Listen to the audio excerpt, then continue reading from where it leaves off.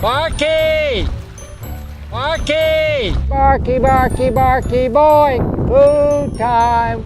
Come on, Barky! Buffet time! Free of charge! Barky! Bark! Bark, bark! Oh yes, Eddie Dorkin. I'm David Roach, and I come from a small farm in southwest Ireland. Yes, neat. It was 12 years ago, approximately. We were kayaking, and Jean said, "Look at that island. I see a dog." And we went over to the island. There was a dog. In fact, there were many dogs. At that point, there were over 80 dogs on the island. Some were wild dogs, some from island farms that closed down 20 years ago, and some were from the floating villages that do not neuter their guard dogs on the rafts, and some were dumped dogs by locals. Are you hungry? Can we eat more? Are you hungry? Some of the islands are unsustainable. No food, no water. We decided to feed the dogs on those islands. We only interfere with dogs who otherwise would die of hunger or thirst.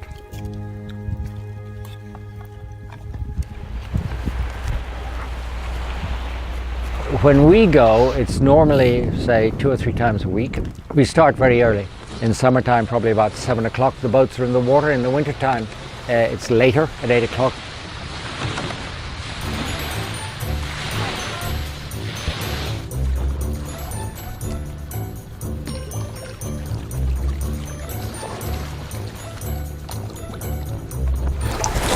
That's about 4 litres of water, which is probably enough for several days.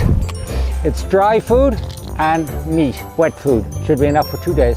Little boy, come here. Come on, little boy. I'm sick of calling dogs. Little boy, come. On the islands with unsustainable populations of dogs, there are only 5 dogs left. We have neutered all the dogs on the islands because, look, I'm 71. If I go, MJ is not going to feed the islands on her own. Then the feeding will stop and the dogs will die. Maybe about 10 years ago, when we were taking 200 puppies a year, what do? Well, we managed to home the 200 puppies, but then we said never again.